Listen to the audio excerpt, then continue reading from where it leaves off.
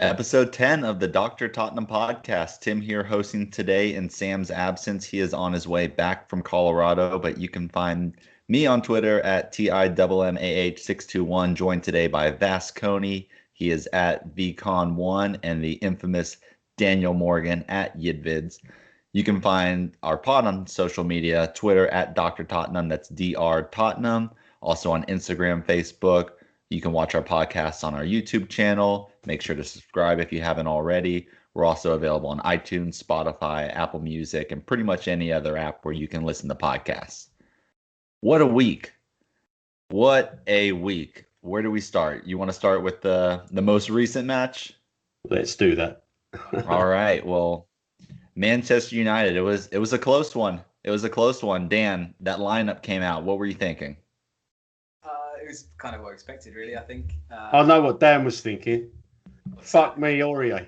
That's what you. Yeah, wasn't it? I was about to say he was the one person who I thought, not sure about that, but he played well, to be fair to him. I was quite excited to see Ndombele play. I was wondering whether if Lo Celso was fit, he'd have played. But no, it was as expected. I think it's probably our best team. I think Lamela coming in for Lucas, I think, was something that I think a lot of us have called out for in the last few weeks because Lucas has been so bad. Well, it's harsh, not awful, but not been playing his best football. And I think it worked. I think, we'll get into the game in a second, I'm sure, but it made sense to me. It made complete sense, especially after the amount of legwork that most of the players have done over the last 7 days or 8 days since that Newcastle game. And it was a great performance. And before we get into the match, I mean, seeing Reggie in there in the lineup, what a welcome to his time here at the club. First two starts, Chelsea and Manchester United. That's insane. Throwing him in at the deep end. Well, I was going to say it shows that I wasn't shocked to see him play because he played so well on Chelsea that I presumed he was going to play, if that makes sense. That's the biggest compliment I can play him because he was brilliant again. Yeah, he was. No, it was the lineup. I mean, we expected some rotation. It's been a tough 7 or 8 days with 4 games or whatever it was. I think Sissoko and Højbjerg was quite solid. It's good to see Sissoko back in now. Winks had to come out. And as Dan said, I think Lamela coming in on the right side instead of Lucas was also a welcome change. I think Lucas has been struggling somewhat, and I've been quite vocal about that. And Reguilon in at left back for Davis was good to see. And I didn't mind Aurier coming in because as much as I like Doherty, I don't think he's been that great. I mean, he's played well, but he hasn't really been a standout player. I think he's still looking to find his feet. So, yeah, Aurier back in, I didn't mind that at all, and it worked out quite well all around. And then the biggest surprise, Sonny, right back in the starting lineup last week, pulled off at halftime with the injury, and Mourinho's initial comments on it were it's going to be some time. We were looking at 3-4 weeks, like, how are we going to deal with Sonny gone? And then here he comes right back in. So let's get into this match, though. What a ridiculous first 7 minutes. Reminded me of that. Do you remember the quarter-final of the Champions League against City at their ground? It reminded me of that. It was bloody crazy. It really was. I was thinking exactly the same thing. I was thinking exactly the same thing. I even texted my dad and it said, "This is just like that Man City game." And he said, "Well, we fucking lost that game, so I hope not." So 30 seconds, and United's given a penalty. I mean, was anybody, real quick before we get on to the call, is anybody shocked that Manchester United got a penalty awarded to them in this match? No. That was free money if you're putting a bet on that. I think it was 3-1 in England. That is just printing cash, I think. Yeah, you always gotta choose that. So what were your thoughts seeing that? How did you start off the match with your feelings, Dan, when that happened first 30 seconds? Well, at first I thought this is going to be a long afternoon because so many times you go to places like Old Trafford. I know it's slightly different with our fans, but we get off to an awful start. I've seen it plenty of times. Remember Liverpool, we got beat 4-0 a few years ago, and we could see the goal within 25 seconds. But it was almost like I didn't really have time to compose my thoughts. I mean, it was definitely a penalty, by the way. And I didn't really have time to compose my thoughts and see like sort of how bad it was, how bad I sort of felt about it, because within 2 minutes we'd down the other end and Ndombele smashed one in. So it's hard to gauge a sort of opinion on what it was. But when the penalty got awarded, it just thought, just typical. But the reaction, as we're going to talk about, was fantastic. And surely you have to know better as a defender that if you're behind a United player in the box, you don't touch them at all. Don't go in for a challenge. You know the slightest contact, they're going down. And it was a penalty. You're right, Dan. His legs got tripped up with him. But I think that's an error on Sanchez's part is you got to know you can't lay a hand or anything on Martial because he feels that from behind. He's going down. And you could see he was kind of throwing himself to the ground even before the contact actually came in. At least that's what it looked like when you slow down the replay. It looks like Martial's throwing himself, but I mean, he did get tangled up with his legs. Yeah, it was a sloppy start. I mean, the defensive play actually came from a Man United throw-in, and somehow they worked the ball to Martial. We were very sloppy in that moment, and 30 seconds, you're giving up a penalty at Old Trafford. And, visions again this time of the Champions League final against Liverpool. And I was quite annoyed about it. And I started to tweet. I'm like, just typed out the word pathetic. And I thought, you know what, I'm going to back up here because I think something could happen. And thankfully it did because, like Dan said, a couple of minutes later, we were up the other end and equalised, which was great. So 1 minute in, we're down 1-0. What are you expecting from this Tottenham squad as a response to that? God, that's a good question. I think it sounds negative to say this after the result we just had, but even after 1 minute, I don't think you know what reaction you're going to get because we have been quite hot and cold for the last few months. The Chelsea game, which I know we probably will talk about later, was a prime example of that. One half, brilliant. Other half, pretty sloppy. And yeah, I didn't know at the time. And like I said earlier, thank God we got that goal so quickly because the getting the goal back so quickly, especially going 2-1 up, really sort of changed our motivation, I think. And it was down to our hard work and not letting our heads drop, which we've seen in the past has happened on many occasions. And surely this isn't the type of response or the mentality from this Tottenham squad we would have seen 6 months ago. I think there's been some clear changes in that dressing room, different players on the pitch, players are stepping up. It just seems like there's a different feel with this Tottenham team now. And the next 6 minutes, Vass kind of walk us through that. Yeah, the next 6 minutes, I think, epitomised our form of late because I think we've sort of picked up some momentum somewhere along the line.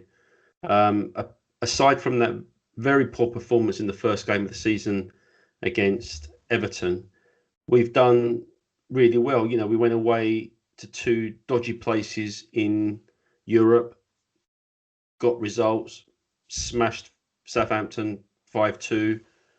And today, I think that momentum just built. And so for those 6 minutes, Tim, I think we just continued pretty much where we'd left off during the week with Maccabi Haifa. And I know we'll cover that game later, but I think there's confidence in the team right now. And it showed because we were flooding their box and Ndombele got the equaliser. And then a few minutes later, Sonny scored a great second goal after some quick thinking from Harry Kane. So it just turned the game on its head. And they're defending today. I mean, just truly, even before that red card, just truly atrocious defending. It was all over the place. It was hard to tell whether it was poor defending on their part or good play on our part. Certainly on that second goal, I think it's a bit of both. Yeah, you're right. One, Maguire's just it's a clear error on his part, and good on Ndombele getting in there, putting in the effort to win that ball in the box to convert that chance. That second one, though, it's just their lapse in concentration and Harry and Son just quick thinking. That's the mentality response. So Vass said those 6 minutes leading up kind of epitomized our form.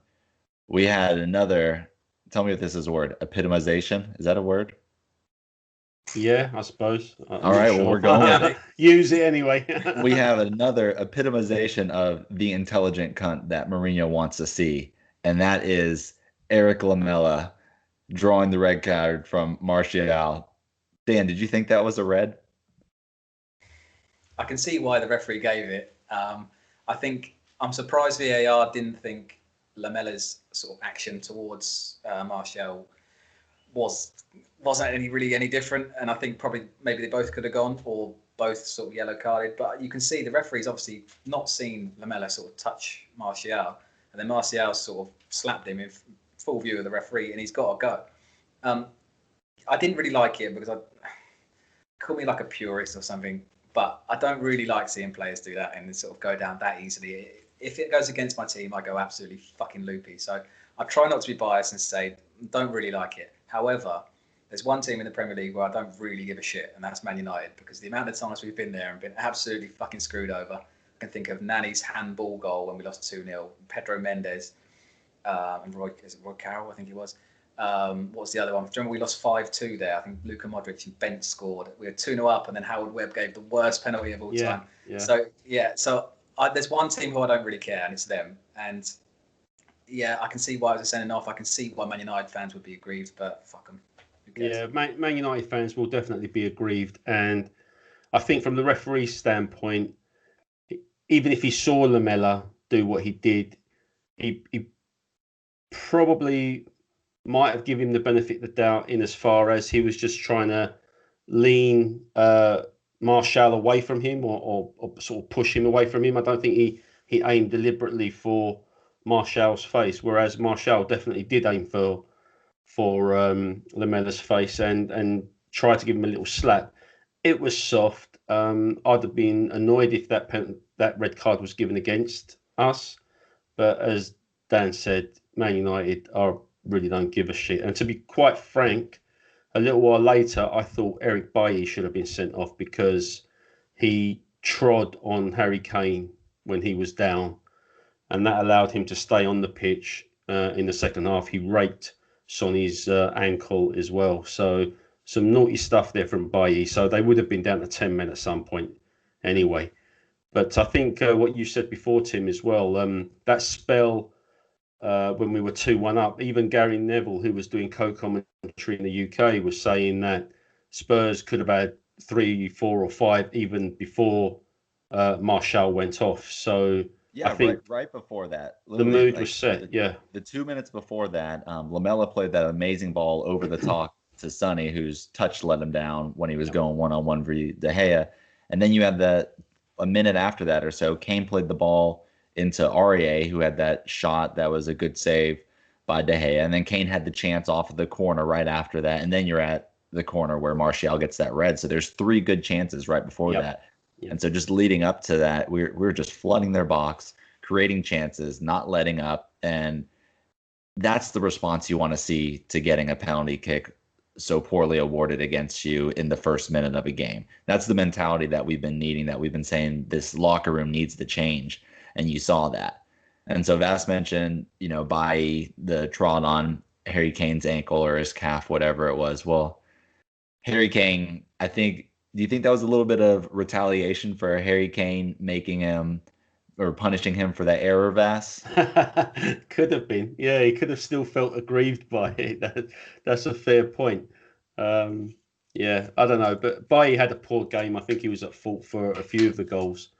For the third one, he tried to play it out of their box, and Harry Kane cut it out, slid the tackle. It gets pinged around between a few of our players in the box, and Harry Kane finds it right there at the back post to put it in. 4 goals in the first half. They said on the commentary that this was a record. The first time Manchester United had conceded 4 goals in the first half of a Premier League game. Wow, that's a good achievement, isn't it? There's a funny video going around, actually. Somebody recorded it off the TV as it happened, I guess. I don't know if it was picked out on the channel you were watching, Tim, but for that first goal, Lamella was kind of just getting in the way of everybody before Ndombele smacked it in. There's a funny clip. Maguire actually pulled Shaw back as Shaw was about to clear it, I think. So it was worth going back to find that. I'll try and find that. It's amazing. Their defence was all over the place. You're quite right. But there's also one thing as well, is that I was quite impressed that 2 of our first 4 goals were from turnovers in their third. So it just shows you in terms of the tactics that we were trying to win the ball back a lot higher up, and obviously the Ndombele one to kick us off, and then obviously the third goal that Kane scored was we won the ball back in the last 20 yards, which under Mourinho we haven't seen a lot of, whether he's been trying to play that or not.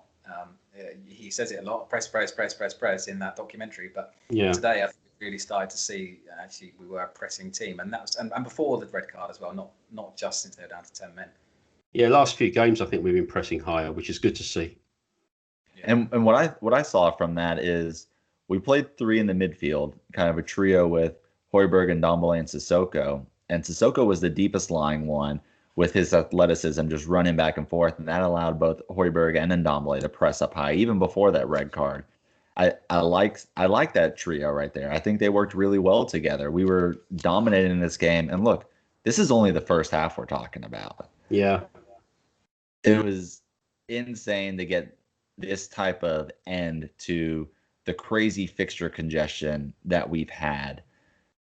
Do you guys have any thoughts to really add on the second half? I mean, it was pretty much pace slowed down, put in a few more, but anything major you saw in the second half?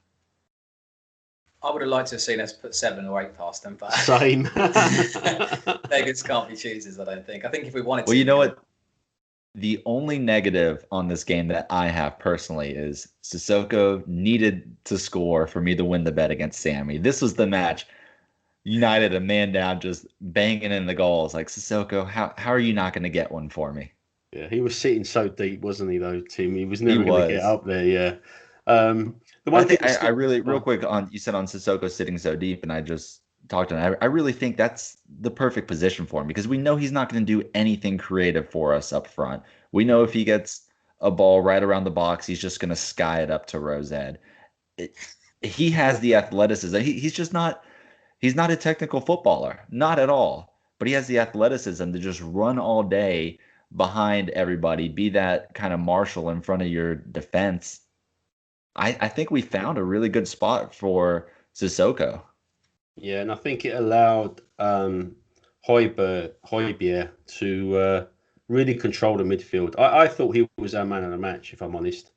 I know Sonny and Kane got the goals, but I thought Højbjerg was fantastic today. He was breaking everything up, getting his foot in, just laying it off, controlling the pace of the game. And again, talking about clips that are going around, there was one clip, and I'll share it with you guys later, where Aurier makes a great tackle, and Højbjerg's giving him like fist pumps and stuff because he loved the tackle so much. And that's the kind of bite that the man is bringing to our team right now. We had 6 goals in this game. Our most beautiful goal, I think, is that 5th one, the pass of Højbjerg to Aurier. It just that creativity, being able to pick out those passes, and now you had 2 players doing that with Højbjerg and Ndombele, not constantly booting it up the field. Yeah, this is the Tottenham that you want to see. Yeah, definitely. And imagine we're playing this way under Jose Mourinho. Hard to believe. Yeah, it was a better pass than I thought he had in his locker, actually, Højbjerg. I knew he was a bit of a sort of a destroyer, but I didn't realise he had that sort of ball in him. So it was really good to see. I mean, I don't want to compare him to Harry Winks, but that's the sort of ball that Harry Winks probably hasn't been creating recently. And going back to what Vass said about Sissoko and that 3, I'm not Sissoko's biggest fan by any means. I think he's a pretty bad footballer. However, in that system with those 2 around him, it could be the key to success. Yeah, I mean, all he needs to do is run. Yeah, I suppose. Run for his run. But I cover think for Aurier when he goes up, cover for Reggie when he goes up. You had Sissoko at one point. You had Sissoko and Ndombele and Aurier all on that right side, and you know they're all pals anyway. So they were loving life after Aurier scored. I don't know. I think we've got to be mindful that they were down to 10 men. Not to take anything away from our performance, of course, but it did make life a lot easier for us. And that second half was essentially like a training game, wasn't it? Really, we were just controlling it. They didn't really create anything. They put on 2 defensive midfielders essentially to try and stifle the game, and it just petered out. We still managed to score 2. We could have had more in the second half.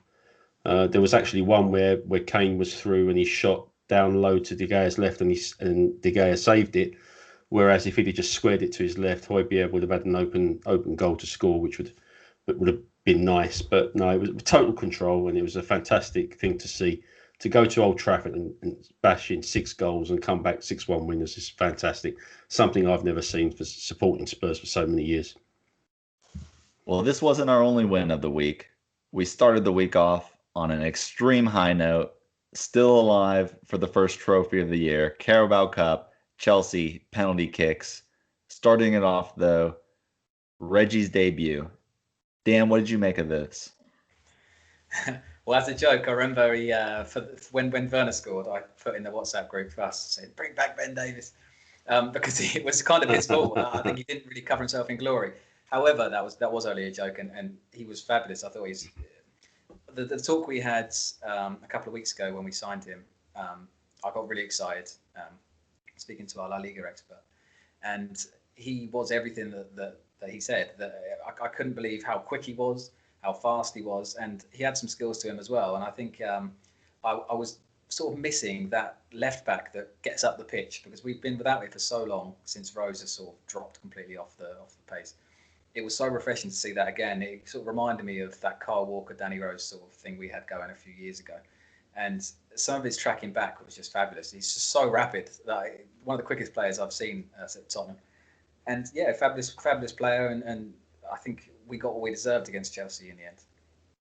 You know what he reminds me of when I saw that Timo Werner goal? D2 Mighty Ducks. You seen the movie? Yeah. So Luis Mendoza, the guy who's extremely fast, who doesn't know how to stop, that's what I thought of when he comes running back and slides in front of Azpilicueta. And he just knew it's coming. He just pulls it back, but it was like so much speed, he couldn't stop. That's immediately what I thought. That's Luis Mendoza right there. But you're right, Dan. He is so fast, and that's really what we've been missing. And, he starts off his debut creating that chance for Lamela at the back post to equalize. Let's talk about Lamela, Vass. What did you think of his performance in the cup match? He struggled a bit, as the lone striker by himself, but overall, what did you make of his play? So much energy. He didn't stop running all game, putting the Chelsea players under pressure. I think he let himself down on a few occasions where he could have played people in or could have laid it off, and he didn't. There were times when he'd worked really hard to win the ball back, and then he'd give a poor pass. But he was so athletic. He was everywhere. And I think actually he got a bit better once Harry Kane came on, because then he had somebody to slide in a few passes to. And he took the goal really well, and he deserved it. And yeah, I was pleased for him. I think he had a very good game. Stepped up for one of the penalties as well, which was a little bit nerve-wracking, because did he miss one against Colchester last year? I can't remember. Yeah, he did. Yeah. So no, he had a good game. He had a good game. But just talking about Reggie, as you call him, Tim. Well, because I'm not going to even try and pronounce that last name. Reggie's just easier. Although I think I pronounced it the best out of all of us. You did really well. You should persevere with it. Don't give up yet. It's too difficult. We're just going to stick with Reggie. Yeah, but there was one instance of him. Was it the first half? Yeah, it must have been the first half. He was practically down the left wing, and he chased all the way back into our half and dispossessed one of their players. I can't remember who it was. It was an amazing show of speed and desire to get back, and then to win the ball cleanly as well was I think it was on Mason Mount. I think that's... Yeah, could be the one. Yeah, I know exactly what you're talking about, because you've seen that clip doing the rounds, and so much speed. Another big talking point from this match. Dan, have you ever seen a player run off the pitch to go take a poo mid-match? Do you know what? Yes, I have. I have.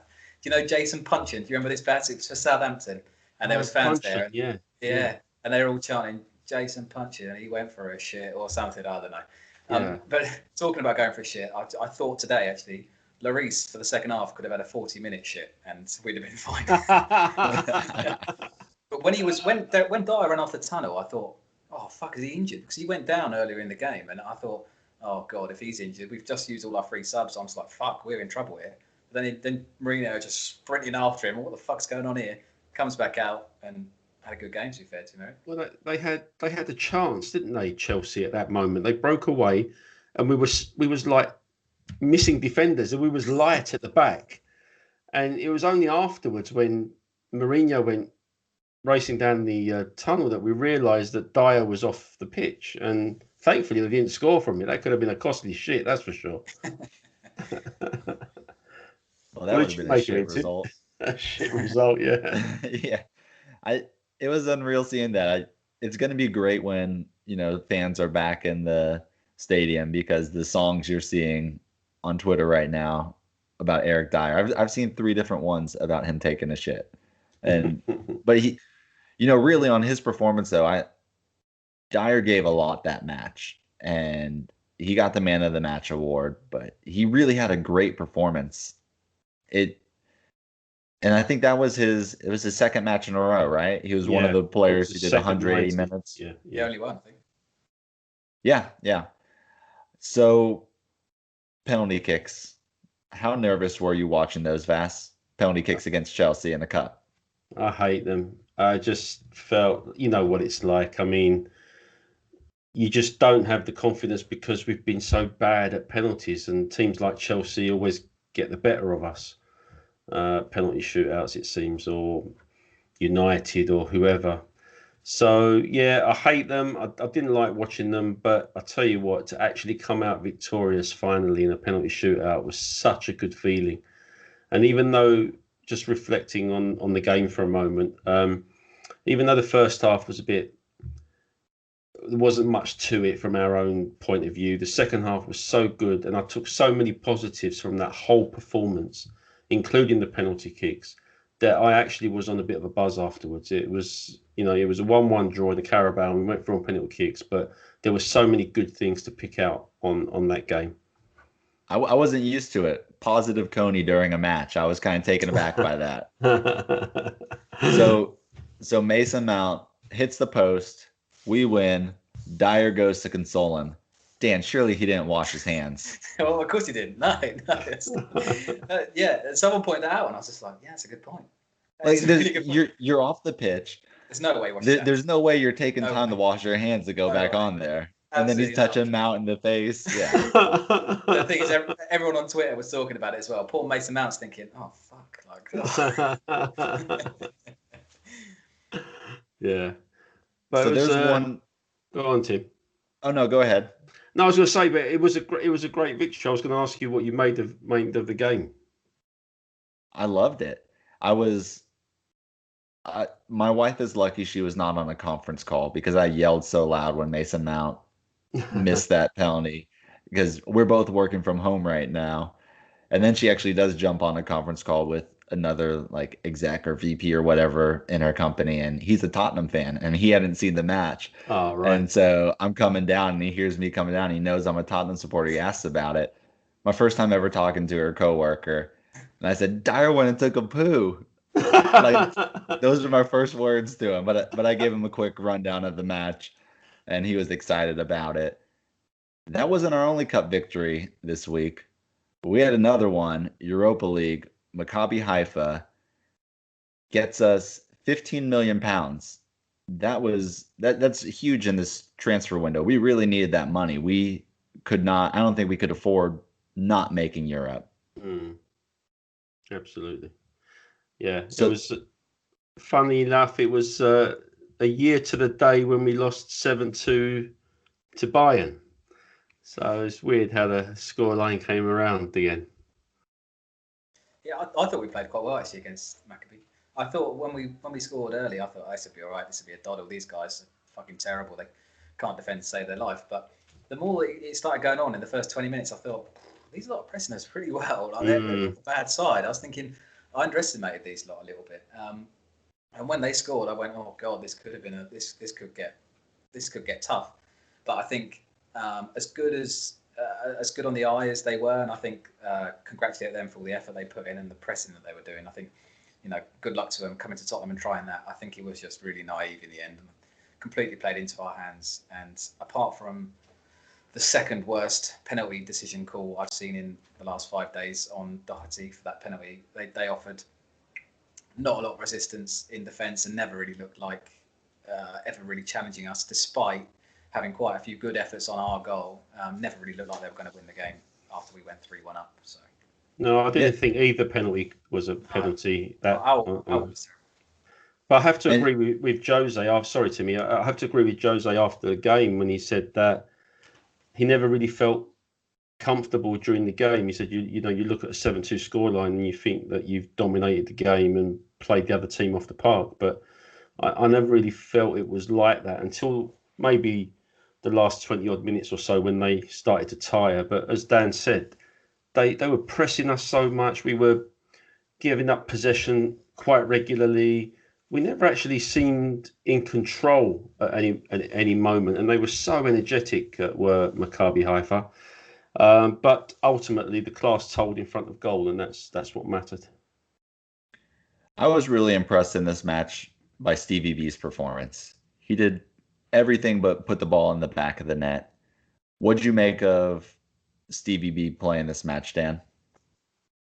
I'll be honest, he didn't really stand out to me. In fact, he's one player since the restart I've been a little bit disappointed in overall.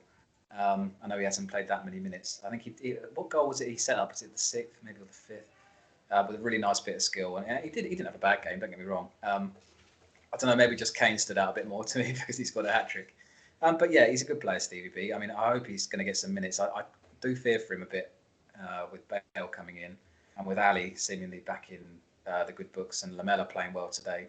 But yeah, let's wait and see. And that's what you want. I mean, you want that competition. You don't want anybody to feel secure in their spot. And I think we've done really good at providing quality competition at every position. And we'll get onto the transfer window. So let's table that a little bit. But Dan brought up Delhi. Vass, give us a body language report. What did you see from Delhi in this match after being benched previously?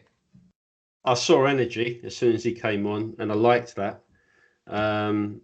It was good to see he was going after it. I think he knows now, possibly after what's gone on before, that he's essentially had a kick up the backside and he's got to respond. And I think he responded against Haifa the other night, and then he did that amazing bit of skill for the penalty.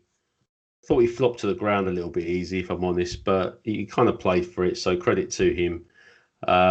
He did really well, and then he put the penalty away. So that was good to see. And then he got a few more minutes today against Manchester United. So I'm liking what I'm seeing so far, because before then, I think Mourinho was probably right to leave him out of squads or leave him on the bench or whatever, because his performances had been lackluster up to that point. So body language on Wednesday was good.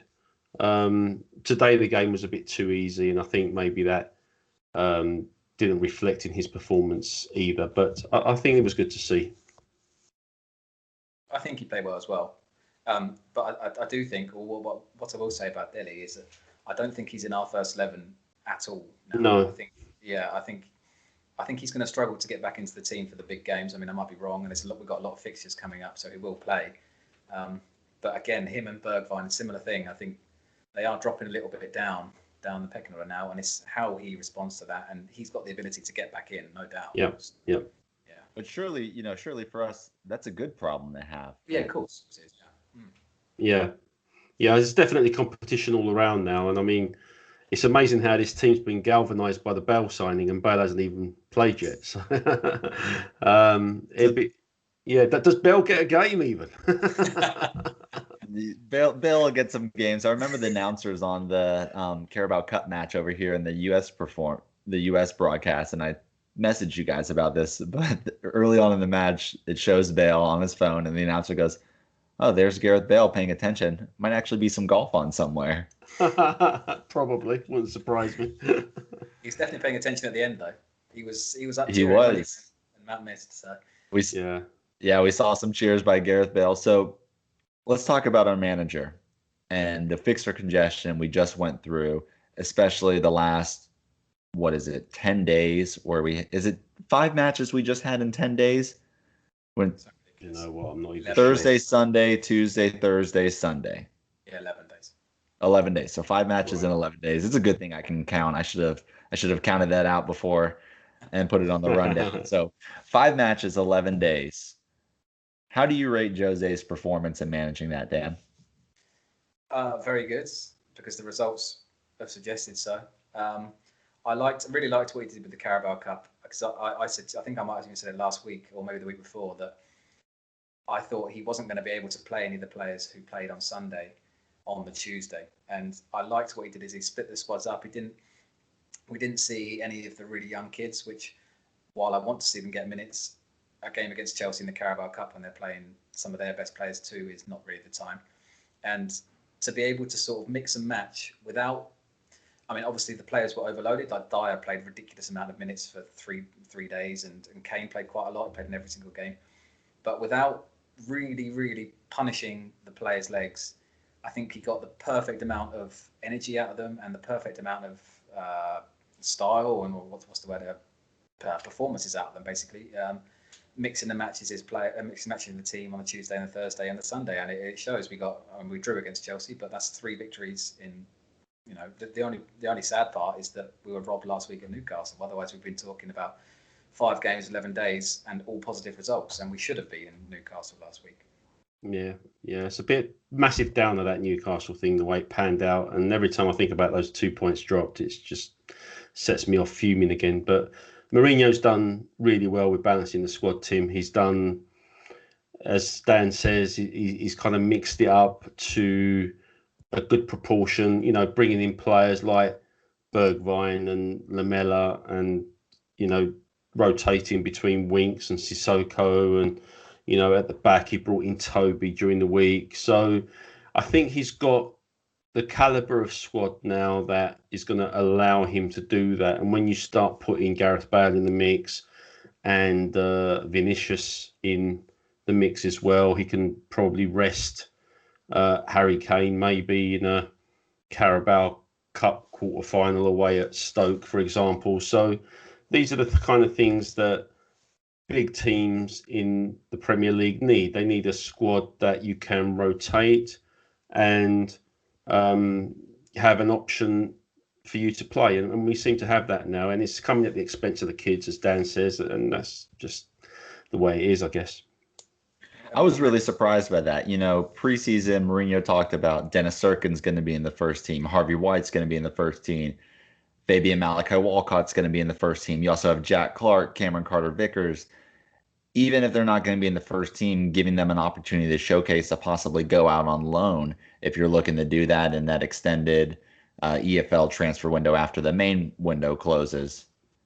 None of them, not even on the bench. And it just shows he's really taking all of this seriously. And without them on the bench, we really got to see our first team, many of them going 180 minutes in just 48 hours. We really got to see, kind of for the first time I felt in over a year, players truly playing for the badge. I haven't felt that type of commitment from our first team players in over 12 months. Have you guys? Well, no, not so much. And I think, adding to your point, is that siege mentality that I think he was talking about, and sort of little old Tottenham. We never get the rub of the green in certain things. We never get the good fixtures. We're not a super club that the Premier League really takes seriously, that he said last week. I think that message, I think he's trying to get across to the players, and it's clearly worked. Yeah, absolutely. Sorry, lost my train of thought. Carry on, Tim. You're just so discombobulated because you're loving Mourinho so much, and you don't know what to think. I know he's stunned me. You know, it's Eros arrow or whatever you call it. No chance. But there you go. Has this week changed your thoughts on Jose at all? Vass? Yeah.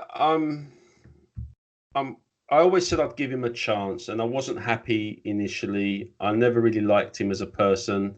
The Amazon documentary has made me warm to him a little bit more.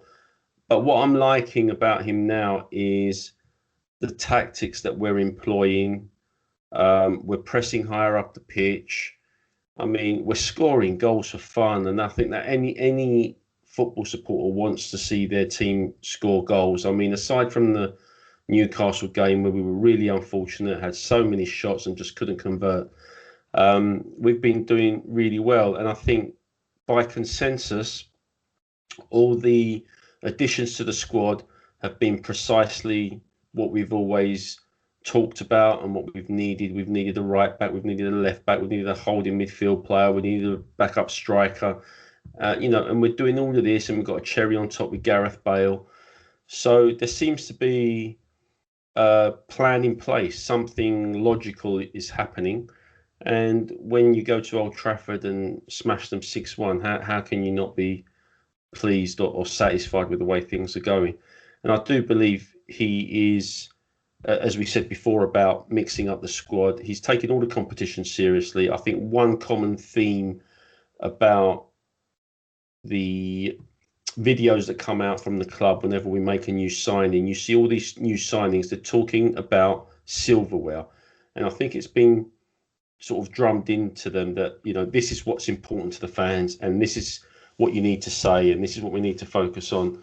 And I think we've got a guy in charge, fair enough, who's going to give it his all to make sure he delivers silverware. He's got that back catalogue and the record at other clubs, and it will be a massive failing if you couldn't achieve it here. So it's no surprise that he's really going for it. So yeah, so far so good. I'm quite pleased. As long as the quality of football doesn't turn to shit again, I don't see how you can criticise, really. Yeah, Go ahead, Dan. I completely agree with you, Vass. And I've been one of the most adamant people against Jose, even from the moment he started at the club. And I warmed to him as a man, like Vass has done recently. But I think I warmed to him and realised he was actually a nice bloke quite quickly after he joined Spurs. And I think I realised that maybe his persona and his image and how he's portrayed is bollocks, and he's actually a pretty decent bloke. However, my biggest gripe was with the awful performances, and a lot of people would say, you should have seen, you're being too harsh and too early. But I don't regret being so harsh on him, because some performances last season with a lot of excuses were fucking pathetic. But for the first time, I think in the last 3 weeks especially, and even towards the end of last season a little bit, you can see what he's trying to do. And that's all I want to see is, I don't expect us to win the league. I don't expect us to win the Champions League. I just expect us to look like we know what we're doing and to play with a bit of flair, which we have been doing. And yeah, so how can you complain at the moment in time? Like I said, how can you complain? We just scored 6 goals at Old Trafford. So anyone who's still negative about him has got an agenda, I think. And I had an agenda, and I still do a little bit, maybe deep down. But you cannot criticise our start of the season post-Everton at all. Yeah, fair.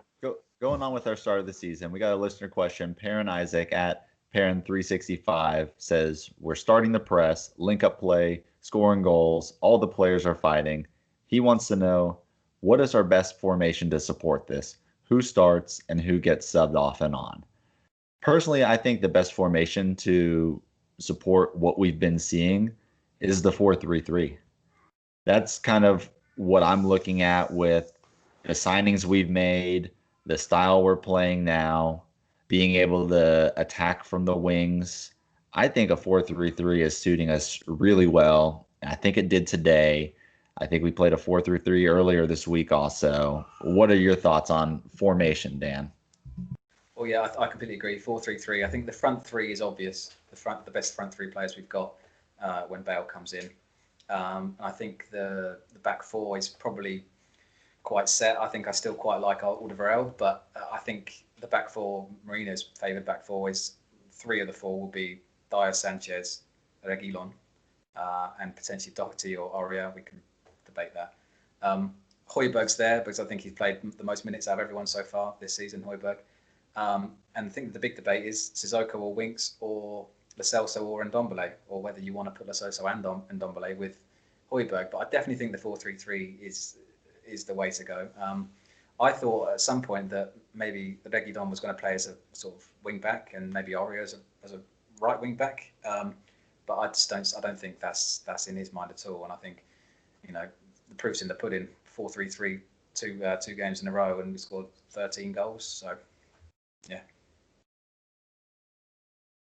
And, you would think away at Old Trafford, maybe Jose is going to sit back, let him come on to us, trying him on the counter. Maybe that's where he plays five at the back, even if it's with wing backs. But we didn't see that. We went for it. And I think it's getting the best out of this style is the 4-3-3. Vass, who do you think are our super subs in this formation? Because we know once fit, it's got to be Kane, Sonny, and Bale up there. Yeah, listen, I don't know super subs. That's a tough one.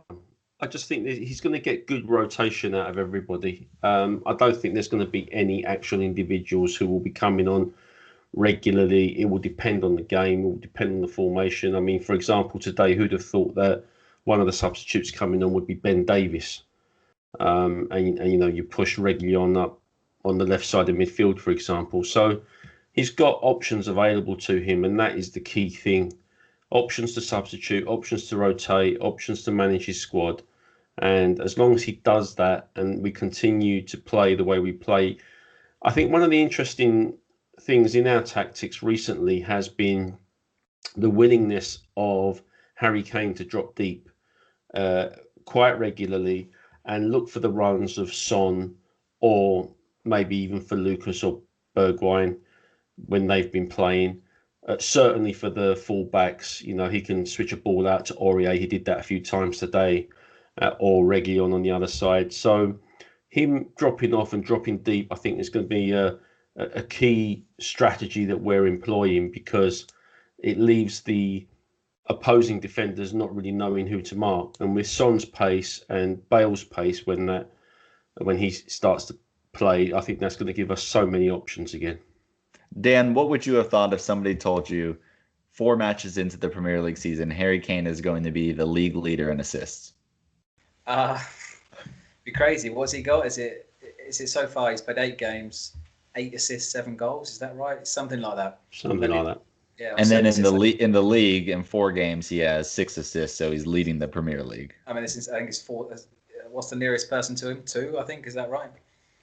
And people used to give David Silva and Kevin De Bruyne, you know, they got 15 assists this season. And Eriksen was like a 13, 15, 16 assists a season guy.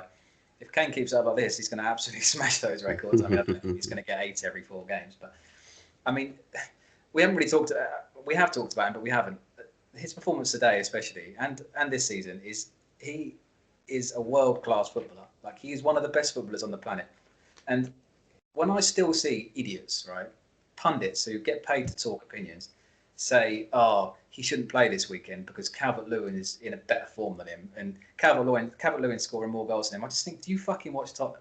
Like, this guy is. Do they watch football? Do they watch football? Exactly. Yeah. Nothing against Calvert-Lewin. He's a good striker, and he deserves to be in the squad for the England squad coming up. But Kane is just good at everything. There's nothing he's weak at. I mean, he's not the quickest bloke in the world, but he's got strength. He's got skill. He can see a pass. If he couldn't score, he'd be our number 10. He would play as a number 10. If he couldn't assist or do anything else apart from score, he'd be our number 11. That's how good he is. He's like an all, in a cricket reference here, I'm sorry to the American guys. He's like an all-rounder. He can bat and he can bowl.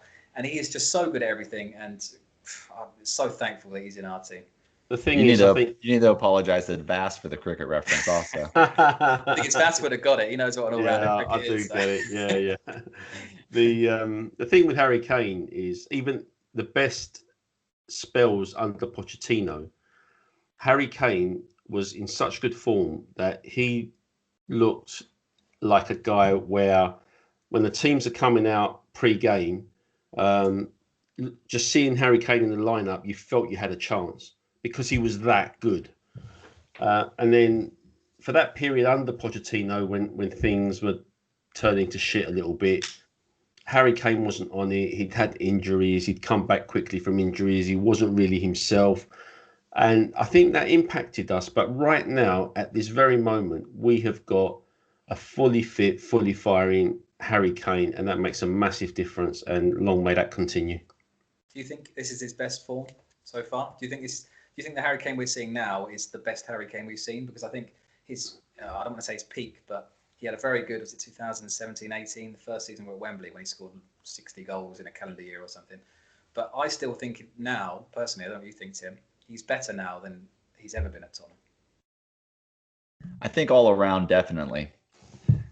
And it's just his play, like you've talked about, kind of dropping deep as a number 10, playing in players, the way he's gotten all these assists. He's contributing more than ever. Even before this game, it was so 7 games this season. He had 6 goals and 6 assists. So what did he pick up today? 2 goals or no? Yeah, Yeah. 2 goals and 2 an goals. assist. Yeah. So 8 games, he's at 8 goals, 7 assists.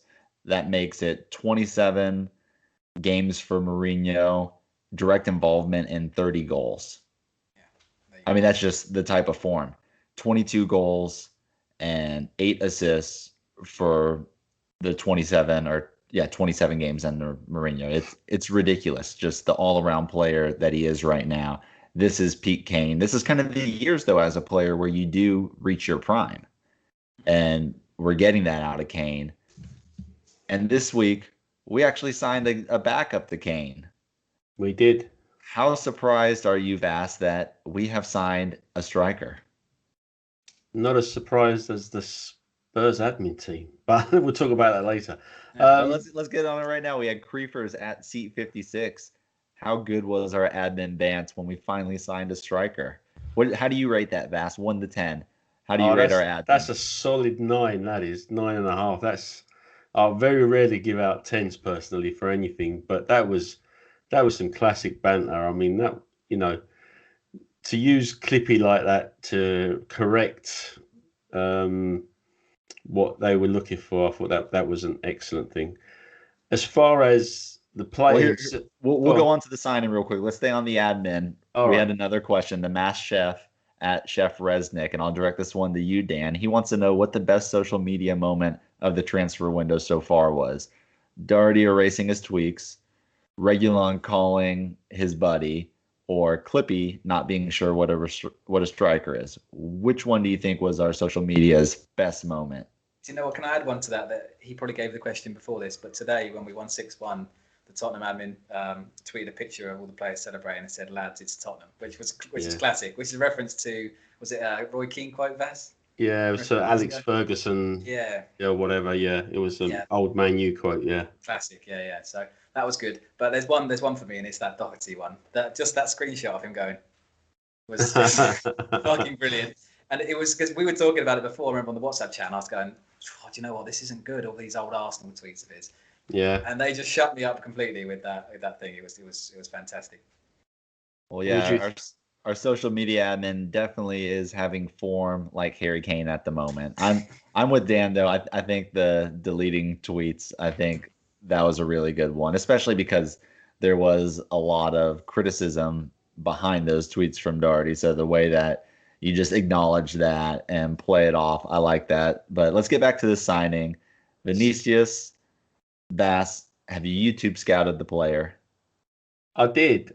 All right, give us your YouTube scouting report. I just finally on the admin thing, I liked the Clippy not showing what a striker was personally, but it tells me that admin actually are seeing what fans are saying on social media, and that's the key. As far as Vinicius, I did not do a report on him previously, but anyway. He looks like a really good striker. Now, I know we've had really good strikers cross oceans to come to White Hart Lane before and turned out not to be not very good. But I like the look of this guy. He's quite lethal. Give him the ball and he'll score. He does well one-on-one. He sets up. Good with both feet, good with his head. I'm quite enthused by the caliber of player that we've got, and I don't know whether he'll be just coming here and expecting to sit behind Kane, because I'm sure there will be games when we play him alongside Kane. I think he's good enough. Yeah, the player, he played 47 games last season for Benfica, and he had 24 goals, 13 assists. He's 6'3". He kind of fits the mold of that taller striker that Jose wants. Supposedly, per Alistair Gold, he was Jose's top target at the position. Dan, do you give him a little bit of a negative remark because he's Brazilian and speaks Portuguese? Another one to add to the Lucas and Dyer list. No, I think he looks like a good player. I think I did a bit of YouTube scouting as well, and when it comes to YouTube videos of players, I understand how you can make someone look much better than they are. Because I've done it to many of our crap players over the years. But he looks like a perfect sort of player that I think he might do some punishing in the Europa League. Because I think that's probably where he's going to get most of his starts, especially at the beginning of his first career. I think he could do really well in that. I like him. I think it was interesting that two of Jorge Mendes' clients have come to Tottenham this summer. Obviously, him and Mourinho have a big relationship. And can I also mention as well is that the size of the deal, which was a €3 million loan fee, I think. That's ridiculous, isn't it? Yeah, big buy clause if we want to buy him, but that'll come down if we want to negotiate. I don't want to say there's something going on, but it does seem extremely low for a player who's just scored 24 goals and a certain amount of assists. And I thought Doherty's fee as well was low. So Mendes is getting involved in Tottenham through Jose, and I think it could benefit us in the long run. I like this type of deal when you're bringing in a player who I guess is going to be a backup striker. And that was the fucking cat. Did you hear that? That's okay. Don't worry.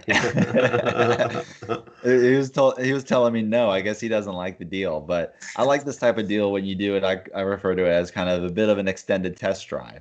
You know, we're gonna take you out for a little fee, see how we like you before we splash the big cash, like we did with Lo Celso, like we're doing with Gedson Fernandez, which I would say that we're probably not going to splash the cash on that one. But I think with some of these younger players who are coming over, not proven in the Premier League, I kind of like these deals where we let them play it out first. The biggest thing with this, though, I'm going to give credit to Steve Oxenden of Arizona Spurs. We were golfing on Friday. We had the Dallas Spurs golf tournament, had Mobile Spurs guys, Keith and Denson come out, Steve from Arizona Spurs. We had Matt Downey from San Diego Spurs. They all came out. I took them golfing on Friday. Steve told me that this signing would not be possible without Jan Vertonghen. Yeah, I'm aware of this. Carry on. His own goal for Benfica is what knocked them out of the Champions League. It was them no longer qualifying for Champions League that this player became available. And without that, we do not have Jose's number one target as a backup striker for Harry Kane. Yeah, that was great work by Jan. And if you saw the video of Vinicius's medical, he was pointing to some marks on his leg that Jan Vertonghen left in training. So I don't know what Jan's been up to, but it's worked. It's brought him to us. It's quite nice to see Vertonghen tweeting after the United game today. He quote tweeted the Spurs result and like a thumbs up or something. He obviously he did say in the documentary, didn't he, that he would watch Tottenham as much as he could, and he obviously is. Yeah, that man will always be Spurs, no matter what. Yeah, love him. You know, I can't wait for him to come back as an assistant. It's gonna happen. Never know. You know what? Martin Tyler said this today in the English feed. Said it's weird seeing the number 5 with Højbjerg's name on the back, and I felt that even at the first couple of games, I thought it just 5 just felt like Jan Vertonghen. But yeah. But what's not weird is seeing a number 5 kind of just marshalling and being that intense player going in for tackles like Højbjerg is, yelling at people. He's really taken on the number 5 from what Vertonghen's brought to the squad. So wrapping up on the transfer window, as it stands right now, without bringing in a center back, how would you rate this window, Vass? Oh, it's been one of our best so far. Admittedly, we got to watch till the end of the season and see if all these signings pan out. But you can't help but feel good because it's addressed every need that we've been talking about for a couple of years or more. And from what we've seen of the players that have played so far, it's encouraging. So the rating's been the window has been excellent, Tim, in my opinion. I can't really fault it. So we'll see if we do end up with a centre back or not, but we'll come on to that in a bit, I guess. What about you, Dan? How are you rating the business Levy's done? So before the window, if you just said we had signed a backup striker, a decent one at that, potentially decent one at that, a good left back, which I think we have done, and someone in the centre of midfield, as Højbjerg is. I'd have been happy with those three. I think that's good business, and it's addressing the positions we needed. To sign Bale on loan is brilliant. I mean, even sentimentally, that's just an incredible deal to have pulled off. I mean, the only thing, if you're being really picky, is I think we could have done with a new centre back, especially without Alderweireld featuring so heavily this year. But I mean, you're picking at straws a bit. I mean, it would be nice, but whatever. I mean, I know this sounds stupid, but I can remember a time when Tottenham used to sell most of their best players, and to keep all the ones we wanted. I'm still not out of that routine of being happy that all the best players have stayed, or the ones we wanted to stay have stayed. I'm pretty sure that's us done for the window now. I know there's talk about that Skriniar, but he plays for Milan today, I think, internationally. So I think that's probably dead in the water. It's just be interesting to see who we move on now. So Foyth is gone, hasn't he? Yesterday, I think he left. Yeah. And there might be a couple others going out. I think Sessegnon. Yep. Foyth to Valencia, yeah. Sessegnon to Hoffenheim. We did have a listener question talking about Skriniar. Steph at Steph Burns 16 with conflicting rumors about Skriniar. It seems like we won't end up getting him. Do you think our defense as it is, or God forbid with Rudiger, is strong enough to secure us top 4 and or a trophy? How do you feel as it is right now, Vass, if we don't address that center back position? If we don't get a centre back, I don't think it will be a calamity. I don't think we started the season desperately looking for a centre back. I think Skriniar became an opportunity that we were delving around in this window, and possibly still are. I think our defence is serviceable. I mean, we've added the fullbacks, of course, and we've got protection in front of the defence, which is just as important. And we seem to be defending quite well as a team. So ultimately, it's always going to be about the team and not just about the back four. So I think it's good enough to get us into the top 4 if we're looking at potential Champions League qualification. So I'll be quite happy with it for now, but it may need addressing at some point. And my thoughts on it is it's a luxury signing if it happens. It's not a need like Doherty was. It's not a need like Reggie was to give competition on the left side. It's not a need like Højbjerg was. It is purely a luxury. I think you can make it through as is with Toby, Sanchez, Dyer, and Tanganga. And if needed, Ben Davies, I think he would be okay as a left-sided center back. I don't think that's a bad fill-in if you needed it to happen. Surely you would like to bring in one more to have 5 there, but right now, if you look at the squad as a whole, you have 2 quality players at every position. There's competition. And I think as it is right now, it's enough. I'm hoping it's enough. Finishing up the transfer window, what signing are you most excited about, Vass? Silly question. You're expecting me to say Gareth Bale, aren't you? And it probably is Gareth Bale. Although this Carlos Vinicius, I'm intrigued to see how he fits into the team and what he could do, because clearly in the last 2 or 3 seasons, we haven't really been able to rest Kane, or when Kane has been injured, we've had to rely on Sonny. And of course, last season, both of them being out at the same time actually probably cost us a Champions League place. So I'm quite intrigued by this chap. I want to see him play. But of course, Bale is the one we want to see, and I just hope we get let back into the stadium soon so we can welcome him back and just get behind all the players actually. Yeah. What about you, Dan? Are you most excited about Bale? Yeah, I mean, it wasn't a silly question because I think the player we most needed is probably not Gareth Bale, but I think there's not one Spurs fan out there who's telling me that they were more excited when Højbjerg signed than when Gareth Bale did, because we're seeing him. I think it could be 2 weeks away against West Ham, my next game. We could see him start the game, and seeing him in that kit walking out, doing that little big jump header he does every single time. I think he still does that. He used to all the time anyway. That's going to be a special moment. And against West Ham, I mean, too bad we don't have Tommy Carroll. right. That was West Ham, right? It was. It was. Okay. Yeah, I remember that. Yeah. I mean, yeah, surely we're all most excited about Gareth Bale, just the morale boost that it has with him coming home. On the pitch, I'm most excited about Reggie because I think it gives us what we haven't had in years, which is true threats both down the left and the right from our fullbacks. But overall, I mean, it's an exciting time to support Tottenham right now. It's unreal the business we've done and how we've done it all actually really, really cheaply. We have not splashed cash this transfer window, and these loan deals, it's amazing how we've been able to make this work in a COVID financial environment to bring in these signings and feel this way we do. What was Yeah. it? Is it 12 million on Doherty? Is that the most we've spent? Something like that. I Right, think Because the out. Hoiberg was 15, They're good one with like but it was 10 years. offset.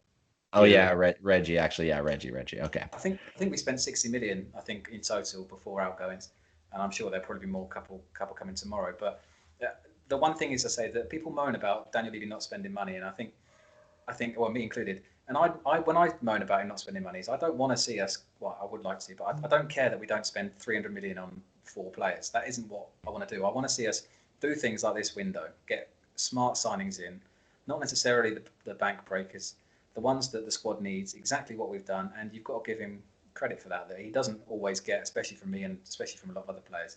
Yeah, you've got to give Daniel Levy and Steve Hitchen, the famous January transfer window hater, give him some credit for this one. Well, I think using the loans the way we have in this COVID environment, as you said, Tim, has been perfect, because what that does is allow you to see the player, as you said, but then the financial outlay doesn't happen until 2021, when you're hoping, God willing, that things are back to some normality and the cash starts flowing again. So we've worked it well. Daniel Levy's done very well. I know he's had his faults at times, no question, but sometimes it's better the devil you know, as Man United fans are finding out right now. So I think, credit to him for that. All right, and there's only one way to finish this up. We have a listener question from the infamous Beard, who I was able to meet this weekend. It was really good actually getting to meet him in person. That beard is truly special. You got to see it. It's a full on grizzly beard. He grows a good beard, but beard at JPF 920. This window has been almost a complete squad makeover. Clearly start of the next project. The competition and depth in the squad is solid. Who makes the biggest climb this season? And let's each answer this. Dan, who do you think makes the biggest climb? Squad member? God. It would be easy to say someone like Tanganga, that if he gets a chance, he can really establish himself in the side, potentially, especially with centre-backs that there's still question marks over probably both of them. Kane, I know it doesn't look like he can get much better, but he gets better every week at the moment. So maybe him. What do you think, Vass? Or Tim, what do you think? I think probably Højbjerg. Yeah. If he's who we think we signed, then he will be immense. So I'm sort of putting my neck out for him. I'm surprised you guys have gone with Tanganga and Højbjerg, because when I saw that question, I thought it's clearly one answer. And Ndombele making the biggest climb from last season. Yeah, fair enough. Good shout. Yeah. All right. Well, it's been a crazy week. It's been insane. Now we go into this international break with positive thoughts. Anything else you think we have missed out on? Not really. I think we've covered everything. All right. Well, Sammy should be back with us next week. We'll cover the end of the transfer window, anything that happens during the international break. We'll take a look at resuming the season, Gareth Bale coming back, and what a time it is to support Spurs. Come on, you Spurs.